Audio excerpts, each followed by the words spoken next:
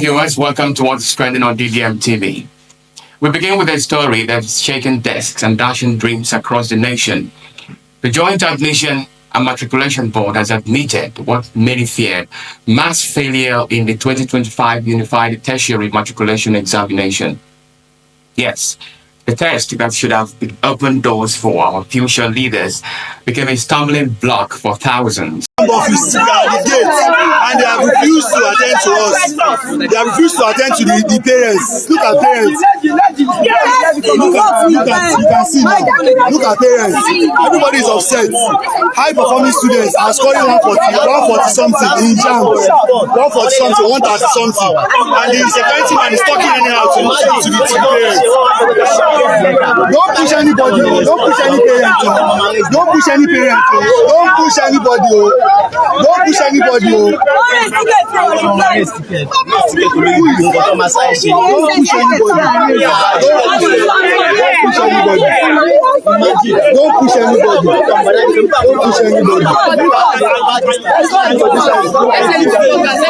They are not attending to anybody. That's the thing. They are not attending to anybody. Come here. Come here. No. Stand in front. Nobody's entering. We are not entering. Hello, madam. Hello. Hey. See the way the security was even talking. Come. I said come here. That security man, he needs to be talked to.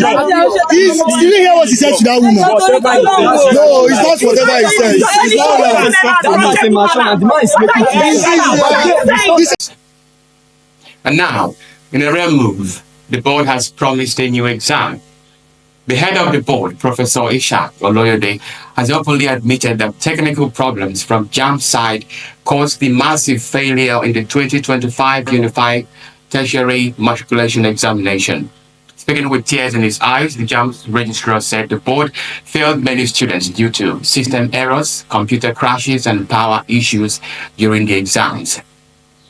Over 150 exam sessions were affected and thousands of candidates couldn't write their test properly.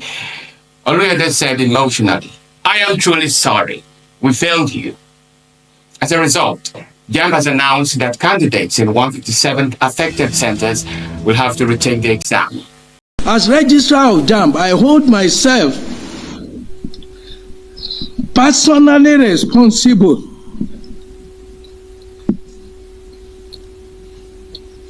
including for the negligence of the service provider and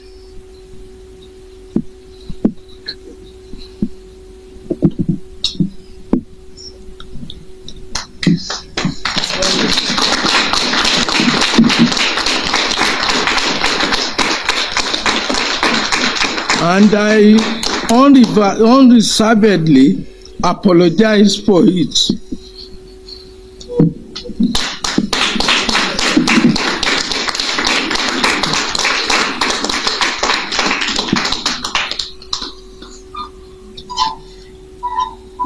And the trauma it has subjected affected Nigerians to, directly or indirectly. We have decided that all the candidates affected in the 157 centers of the 882 be contacted to retake their examinations.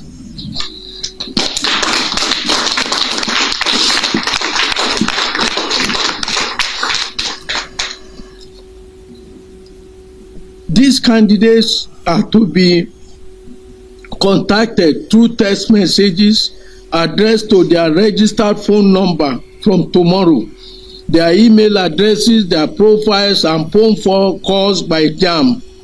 They are directed to reprint their examination slips for the rescheduled examination dates. The board promised that this time the process will be smoother and fairer. This honest admission has sparked public reactions, with many praising Oloyede's courage, but also calling for real changes to stop this from happening again. But now, Muslim rights concern MURIC has come out to defend him. In a statement on Wednesday, MURIC said they believe Oloyede's integrity is still intact. They described him as one of the few honest leaders in the country, saying his good name remains clean and untouched. They also blamed the problems on unnamed fifth columnist who they claimed tried to sabotage the exams from within. While the support may be well-meaning, many Nigerians found it strange and even laughable. People are asking, how can someone take full blame for a national failure yet be declared completely innocent? It is good to support leaders with a clean track record, but ignoring clear mistakes doesn't just help.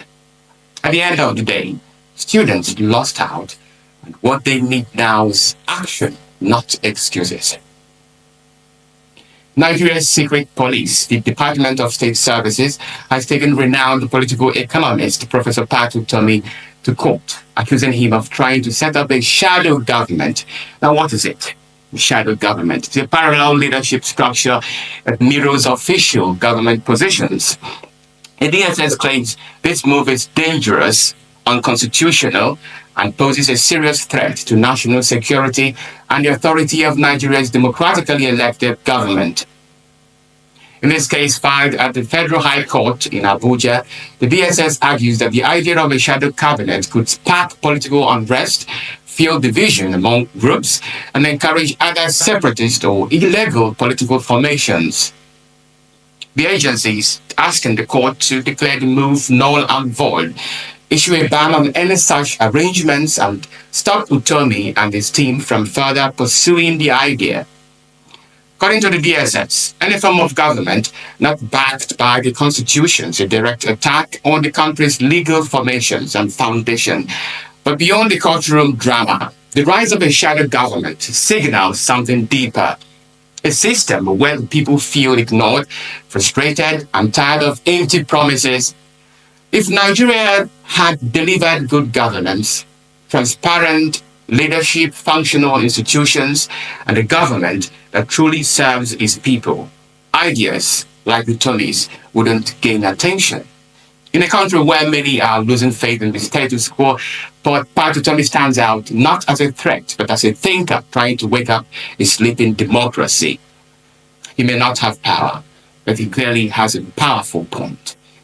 Can you give us some news, some information on the shadow government you're working on and what you have to say to well-meaning Nigerians?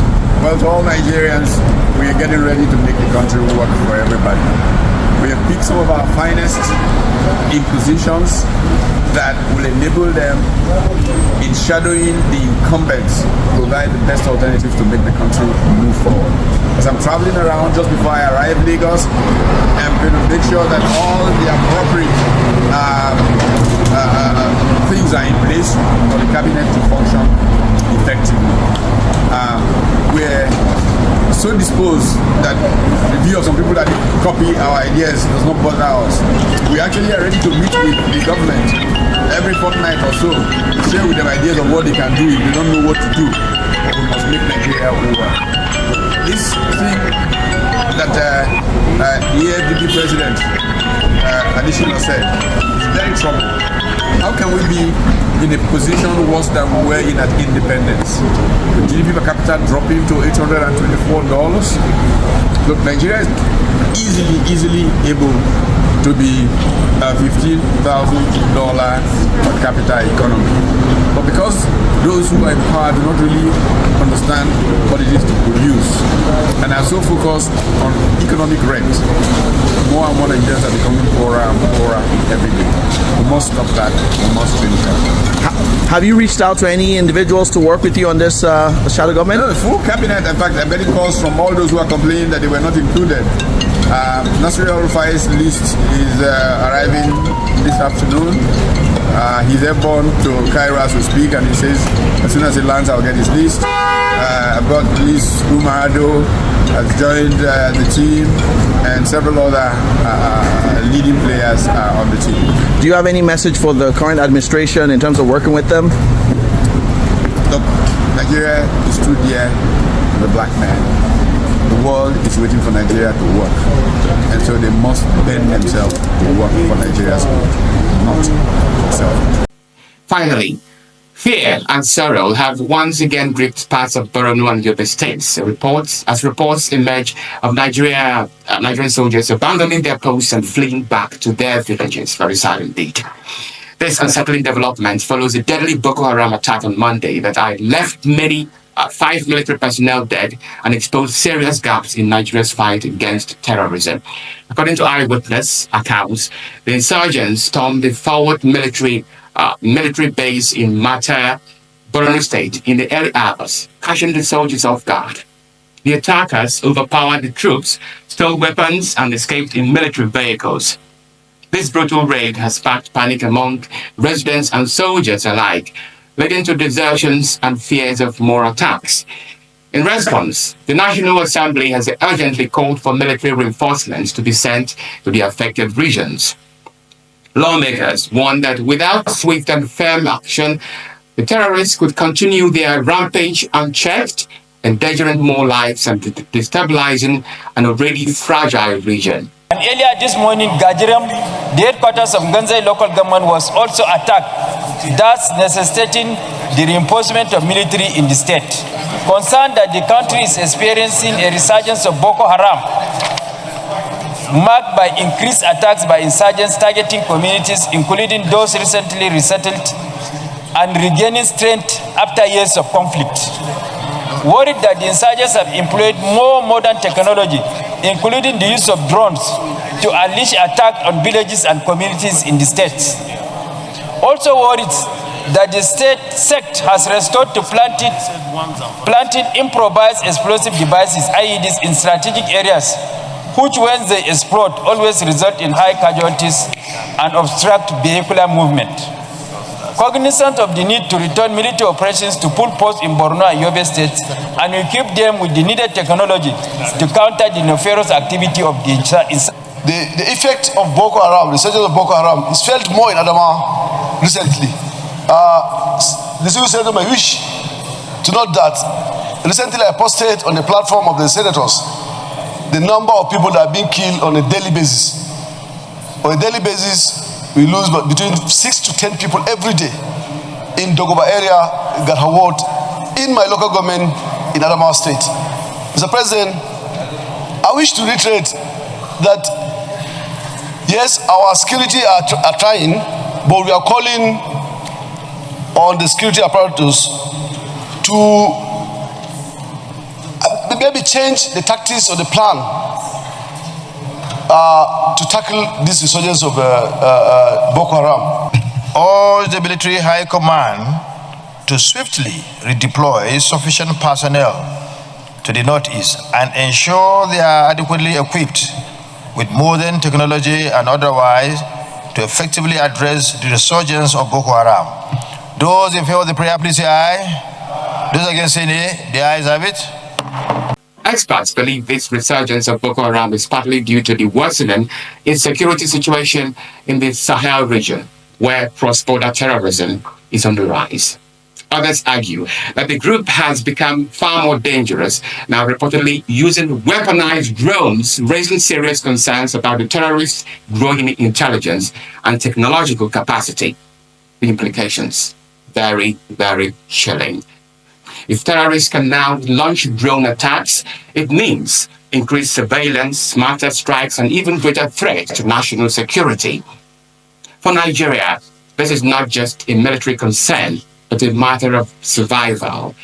Boko Haram, whose name loosely translates to Western education is forbidden, began its insurgency in 2009.